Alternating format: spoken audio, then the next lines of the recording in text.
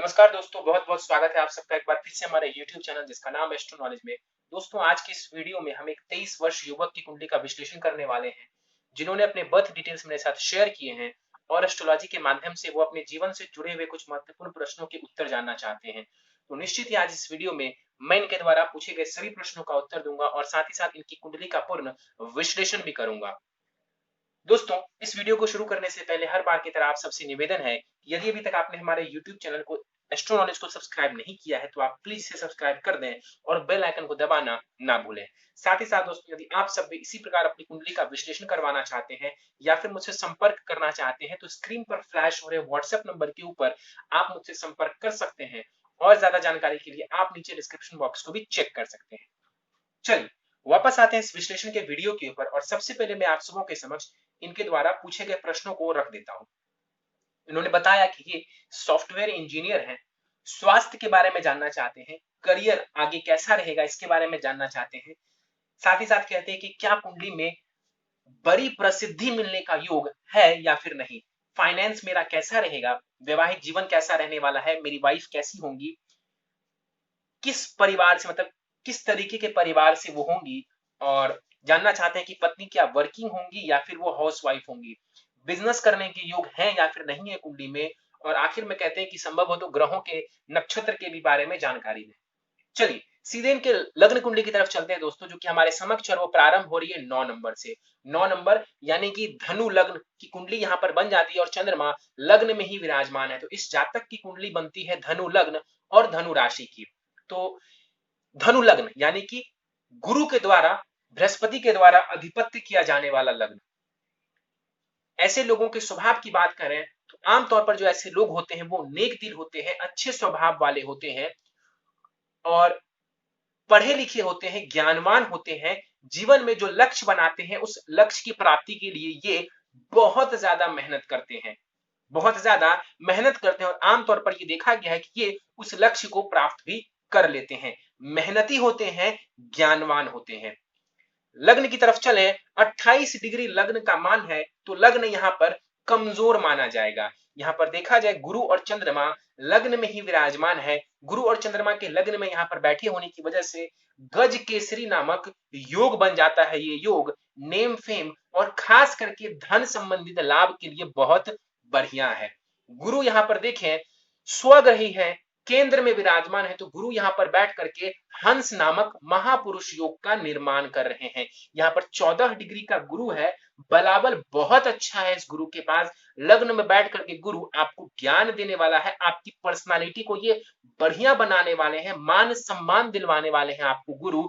दृष्टि पड़ेगी कुंडली के पंचम भाव के ऊपर, शिक्षा, संतान, लव, रोमांस संबंधित चीजों में ये आपको लाभ करवा देंगे। खास करके शिक्षा और संतान संबंधित तो ये गुरु विशेष लाभ करवाएगा, क्योंकि ये कारक होते हैं इन चीजों के, नैसर्गिक कारक होते हैं इन चीजों के। गुरु की दृष्टि सप्तम भाव के ऊपर पड़ेगी, कहीं ना कहीं बढ़िया पत्नी मिलेगी, पत्नी के साथ तालमेल बिठा करके चलने में ये गुरु आपको मदद करेंगे।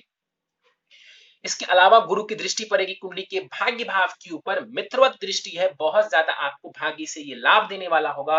और कहीं ना कहीं जो है यहाँ पर गुरु आपको हायर एजुकेशन संबंधित जो है लाभ देने वाले होंगे। तो यहाँ पर गुरु की स्थिति बहुत बढ़िया कुंडली में मानी जाएगी। चंद्रमा देखें, 16 डिग्री का चंद्रमा है यहाँ पर और चंद्रमा के पास बलाबल बहुत ज्यादा अच्छा माना जाएगा। बल चंद्रमा के पास भी 100% का यहाँ पर माना जाएगा। चंद्रमा इस कुंडली में कौन है देखा जाए तो चंद्रमा अष्टमेश है। अष्टम भाव यानी कि रिसर्च के लिए देखते हैं, आयु के लिए देखते हैं, इस भाव को ससुराल पक्ष के लिए देखते हैं कुंडली के अष्टम भाव को, और यहाँ पर इस भाव की स्वामी ग्रह चंद्रमा जाकर के लग्न में विराजमान है। देखिए दीर्घकालिक रोगों के लिए हम देखते हैं यहाँ पर चंद्रमा को, लग्न में जाकर के चंद्रमा बैठा हुआ है तो कहीं ना कहीं कोल्ड कफ इनसे संबंधित परेशानी भी यहाँ पर बैठा हुआ चंद्रमा दे सकता है, उससे इनको बचना चाहिए। कोल्ड कफ टॉन्सिल इस प्रकार की प्रवृत्ति, कफ की प्रवृत्ति देखने को मिल सकती है। यहाँ पर बैठा हुआ जो चंद्रमा है अकस्मात धन का लाभ करवा सकता है, लेकिन स्वास्थ्य का ध्यान रखने की आवश्यकता है।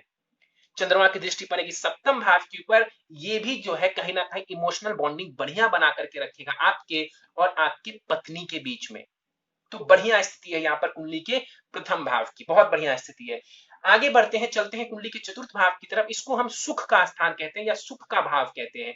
यहाँ पर शनि और केतु एक साथ युति बना करके विराजमान है। इस कुंडली में देखें तो शनि जो है वो कारक ग्रह नहीं बनते हैं, द्वितीयेश और तृतीयेश है, तो शनि इस कुंडली में कारक नहीं कहलाएंगे। यहाँ पर शनिदेव सुख भाव में केतु के साथ बैठ करके श्रापित दोष का निर्माण करेंगे। शनि केतु के साथ बैठ करके यहाँ पर शापित दोष का निर्माण करेंगे, सुखों में थोड़ी कमी कर देंगे, घर में कहीं ना कहीं जो है कलह का वातावरण हो सकता है, प्रॉपर्टी वगैरह लेने में थोड़ी परेशानी और माता के स्वास्थ्य संबंधित परेशानी यहाँ पर देखी जा सकती है।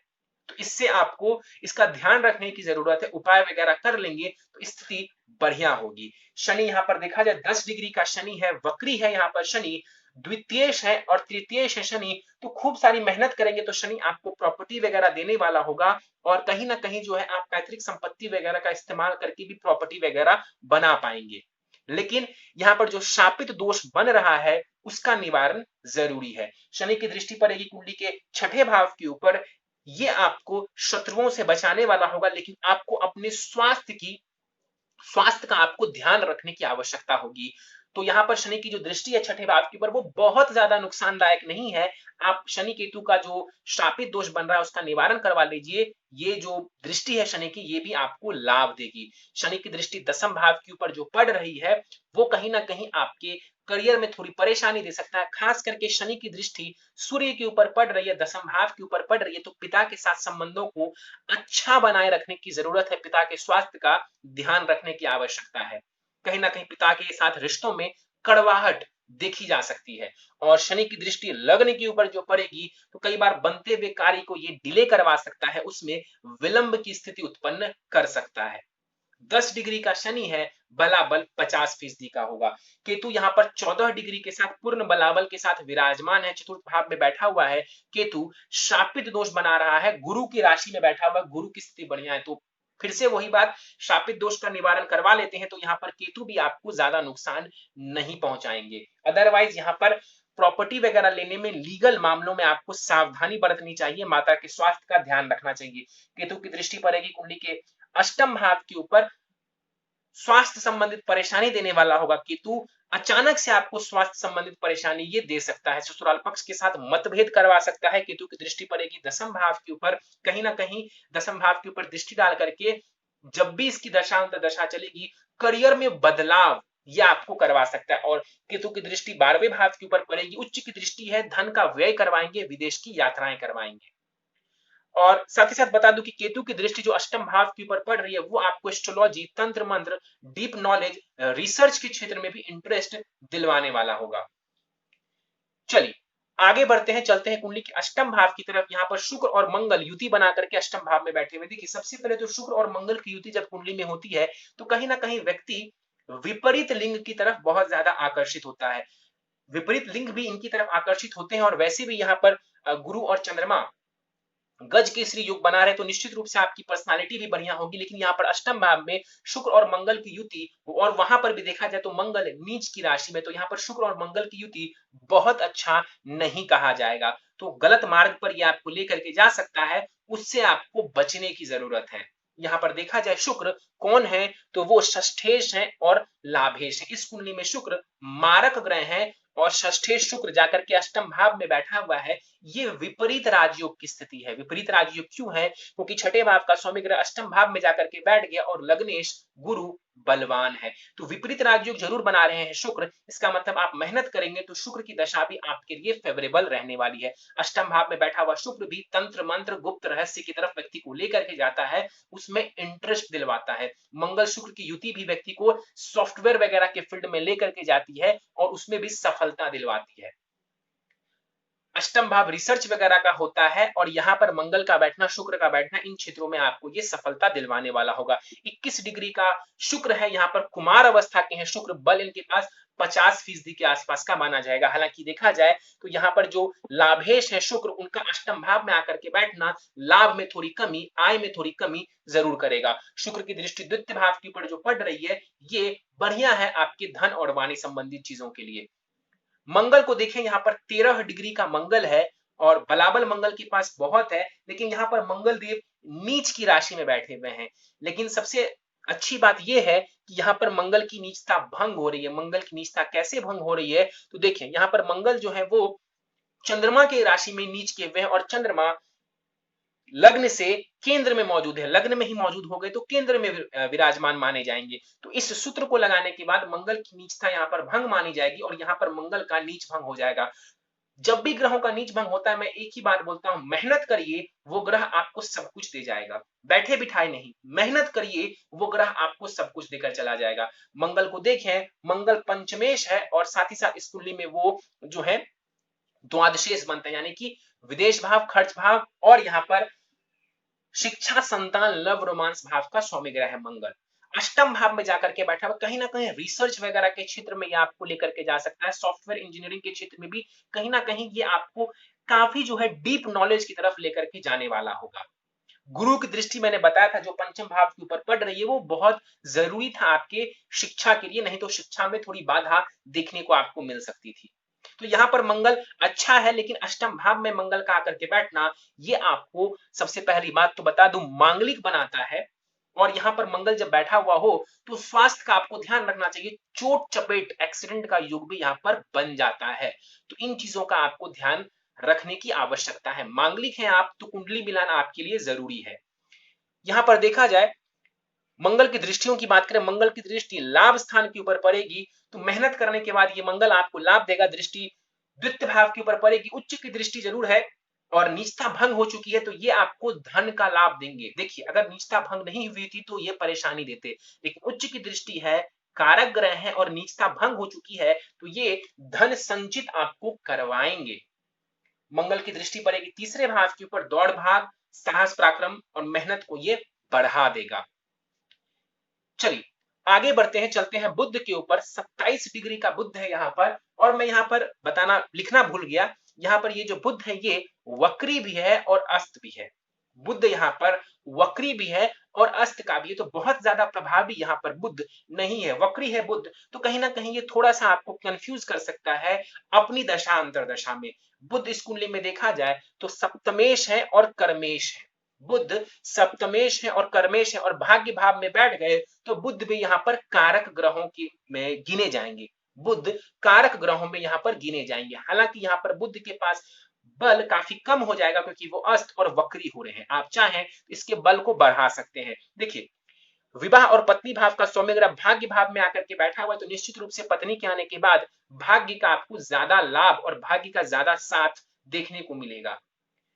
देखा जाए करियर के भाव का सौम्य ग्रह बुध जाकर के भाग्य भाव में बैठा हुआ, ये बहुत बढ़िया स्थिति है। केंद्र त्रिकोण राजयोग भी बन रहा है, करियर वगैरह में यहाँ पर बुध लाभ देने वाले हैं। आप इसको बल दे देंगे तो और ज्यादा लाभ देखने को मिलेगा। अभी मैंने बताया कि ये अस्त और वक्री है, चाहे तो आप इसे बल दे सकते हैं, रत्न वगैरह भी आप चाहे तो बुध का धारण कर सकते हैं।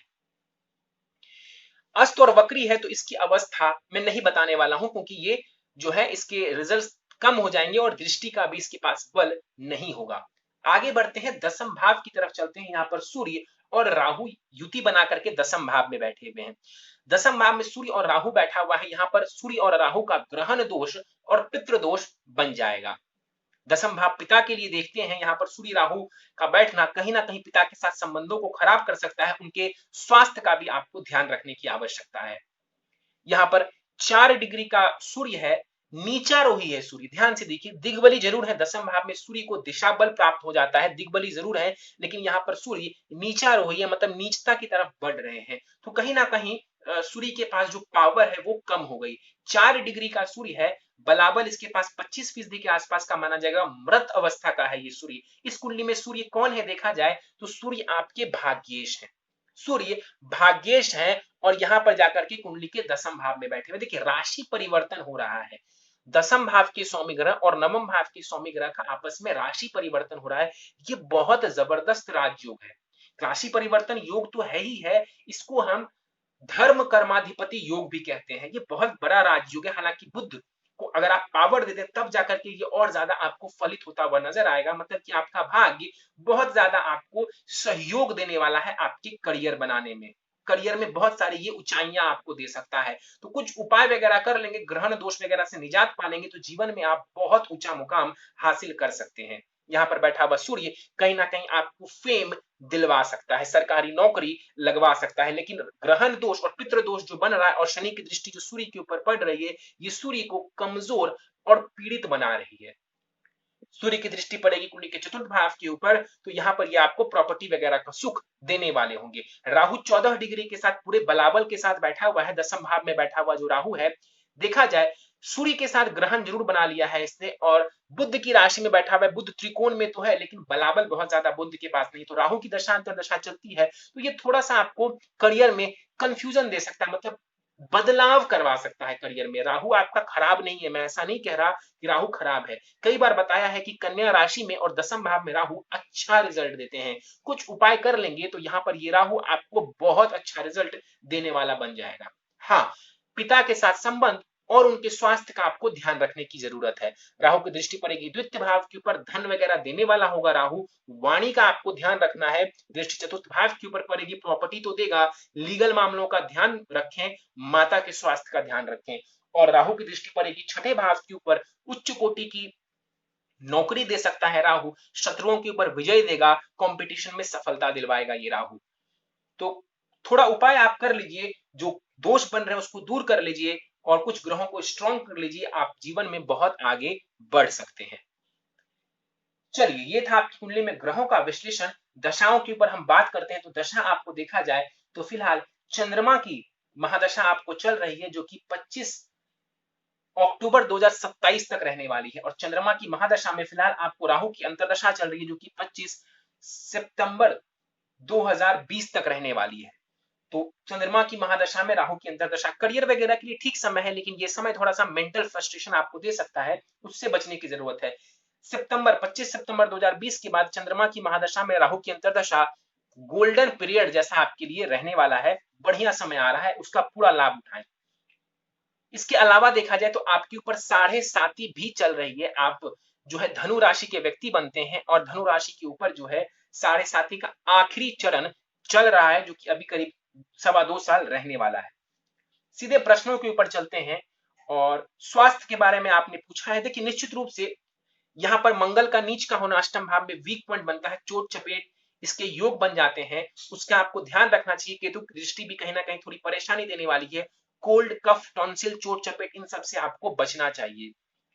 इसके अलावा देखा जाए तो आपने पूछा है करियर कैसा रहेगा। देखिए, कुछ उपाय कर लेंगे तो करियर में उतार चढ़ाव से आप बच जाएंगे। मैं फिर से बोल दूं, करियर आपका बढ़िया नजर आ रहा है, लेकिन कुछ दोष दूर कर लें, कुछ ग्रहों को बलवान कर लें, उतार चढ़ाव से आप बच जाएंगे। आपका करियर स्टेबल रूप से बेहतर रहेगा, स्टेबल रहेगा आपका करियर, उन्नति आप करते चले जाएंगे। नहीं तो राहु दसम भाव में बैठा हुआ है, कर्मेश जो बुध बनते हैं वो अस्त और वक्री है, और सूर्य यहाँ पर ग्रहण दोष में है, तो करियर में ये उतार चढ़ाव आपको देने वाला होगा। बड़ी प्रसिद्धि मिलने के योग बिल्कुल है कुंडली में, ना नहीं बोलूंगा। लग्न में ही गुरु चंद्रमा का यहाँ पर जो है गज केसरी योग, गुरु का हंस नामक महापुरुष योग, और दसम भाव में सूर्य बैठे हुए हैं, बढ़िया स्थिति है नेम फेम के लिए। कुछ उपाय कर लेंगे तो और ज्यादा ख्याति मिलने के चांसेस बढ़ जाएंगे। फाइनेंस कैसा रहने वाला है आपने पूछा है। फाइनेंस के लिए मैंने बताया कि शुक्र और मंगल दोनों की दृष्टि बढ़िया है, इवन राहु की दृष्टि को भी मैं खराब नहीं मानूंगा। शनि द्वितीय होकर के केंद्र में आकर के बैठे हुए हैं, ये भी बढ़िया स्थिति है, लेकिन शनि यहाँ पर शापित दोष बना रहा है, ये वीक पॉइंट बनता है, तो उसका निवारण आपके लिए जरूरी है, उसको आप करा लेते हैं, बहुत बढ़िया स्थिति आपकी हो जाएगी। शनि नवमांश चार्ट में उच्च का है आपका, बहुत ज्यादा आपको लाभ देने वाला है, तो कुछ उपाय कर लेंगे तो बढ़िया लाभ देखने को मिलेगा। वैवाहिक जीवन के बारे में आपने पूछा है कि वैवाहिक जीवन कैसा रहेगा। मांगलिक है आप, कुंडली मिलान करके विवाह करिए आप, वैवाहिक जीवन आपका बहुत बढ़िया रहने वाला है, इसमें कहीं कोई दो राय नहीं है। पत्नी कैसी होंगी? पत्नी बहुत बढ़िया होंगी, समझदार होंगी, पढ़ी लिखी होंगी, आप दोनों में बॉन्डिंग भी बढ़िया होने वाली है। किसी भी नेगेटिव ग्रह की दृष्टि कुंडली के सप्तम भाव के ऊपर नहीं है। गुरु और चंद्रमा देख रहे हैं सप्तम भाव को, बहुत बढ़िया स्थिति है, और बुध के ऊपर भी किसी भी नेगेटिव ग्रह की दृष्टि नहीं, यानी सप्तम भाव और सप्तमेश दोनों ही पॉजिटिव प्रभावों में है। तो आपका वैवाहिक जीवन बहुत ही बढ़िया रहने वाला है, उसको लेकर के चिंता करने की जरूरत नहीं है। पत्नी आपकी बहुत बढ़िया होंगी, पढ़ी लिखी होंगी, इसके चांसेस ज्यादा है, गुरु की दृष्टि पड़ रही है, अच्छी स्थिति है। कैसे परिवार से होंगी? देखिए, शुक्र यहाँ पर बैठे हुए हैं, मुझे लगता है कि अच्छे परिवार से होंगी, धनिक परिवार से होंगी, यानी कि धन धान्य से संपूर्ण परिवार से होंगी, इसके चांसेस ज्यादा नजर आते हैं। आपने पूछा है पत्नी वर्किंग होंगी या फिर हाउसवाइफ होंगी। वर्किंग होंगी इसके चांसेस ज्यादा नजर आते हैं, लेकिन मैं गारंटी आपको नहीं दे सकता हूं इस बात के लिए। इसके बाद आपने पूछा है बिजनेस करने के योग कैसे हैं कुंडली में। बस एक ही बात बोलूंगा, बुध को बलवान कर लीजिए, आप बिजनेस कर सकते हैं, उसमें भी कोई दिक्कत नहीं है, लेकिन बिना बुध को ठीक किए बिजनेस में आगे बढ़ना उचित नहीं होगा। ग्रहों के नक्षत्र के ऊपर आपने बात की है, देखा जाए तो गुरु और चंद्रमा शुक्र के नक्षत्र के हैं। ठीक है, यहाँ पर शत्रु नक्षत्र के जरूर हैं गुरु, लेकिन फिर भी यहाँ पर स्वग्रही हैं, बढ़िया रिजल्ट दे जाएंगे। शनि और केतु यहाँ पर जो है शनि के ही नक्षत्र के हैं, तो यहाँ पर शनि भी काफी हद तक आपको पॉजिटिव रिजल्ट्स ही देगा, बहुत नेगेटिव रिजल्ट नहीं देगा। सूर्य के ही नक्षत्र का है, सरकारी नौकरी और नेम फेम के लिए अच्छी स्थिति है। राहु चंद्रमा के नक्षत्र का है, इमोशनल करेगा आपको ये थोड़ा, और कहीं ना कहीं फ्लक्चुएशन देने वाला होगा चीजों में। और बुध सूर्य के नक्षत्र का है, बढ़िया स्थिति है यहाँ पर। और देखा जाए तो मंगल शनि के नक्षत्र का है, मेहनती बनाएगा यहाँ पर बैठा हुआ शनि आपको। और शुक्र बुध के नक्षत्र का है, तो अच्छी स्थिति है यहाँ पर। ग्रहों के नक्षत्र भी अच्छे ही हैं, बहुत खराब यहाँ पर नहीं है।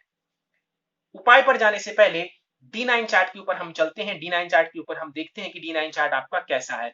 शुक्र वहां पर शनि की राशि में है, अच्छी स्थिति है। राहु उच्च का है, केतु उच्च का है, मंगल स्वग्रही हो रहा है, बहुत बढ़िया है। मंगल आपका इंप्रूव हो रहा है आपकी D9 चार्ट में। शनि उच्च राशि में है।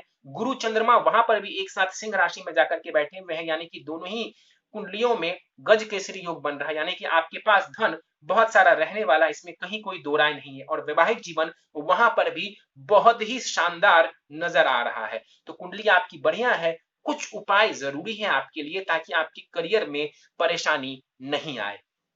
चलिए सीधे उपाय के ऊपर चलते हैं।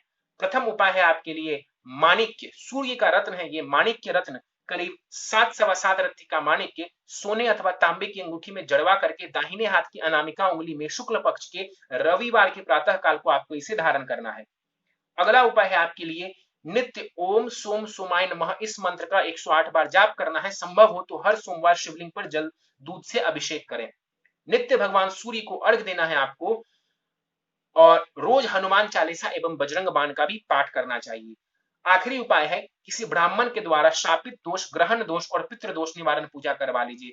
शापित दोष शनि केतु के लिए एक साथ होगी, और सूर्य राहु का यहाँ पर ग्रहण दोष और पितृ दोष निवारण पूजा वो एक साथ कर दिया जाएगा। चलिए, तो आप अपने आसपास किसी ब्राह्मण से बात करके ये पूजा वगैरह करवा सकते हैं, और तब तक के लिए जो बाकी उपाय है उसे आप जल्द से जल्द प्रारंभ कर दीजिए। चलिए, तो दोस्तों ये था इस 23 वर्ष युवक की कुंडली का विश्लेषण। मुझे उम्मीद है कि आपको हमारा यह कुंडली विश्लेषण का वीडियो पसंद आया होगा। यदि वीडियो पसंद आया तो आप इसे लाइक करें, शेयर करें। अभी तक आपने हमारा YouTube channel astro knowledge subscribe नहीं किया है तो आप प्लीज इसे सब्सक्राइब कर दें और बेल आइकन को दबाना ना भूलें। साथ ही साथ दोस्तों, यदि आप सब इसी प्रकार अपनी कुंडली का विश्लेषण करवाना चाहते हैं या फिर मुझसे संपर्क करना चाहते हैं, तो स्क्रीन पर फ्लैश हो रहे व्हाट्सएप नंबर के ऊपर आप मुझसे संपर्क कर सकते हैं। और ज्यादा जानकारी के लिए आप नीचे डिस्क्रिप्शन बॉक्स को भी चेक कर सकते हैं। दोस्तों, इस वीडियो में फिलहाल इतना ही। आप सबका बहुत बहुत धन्यवाद।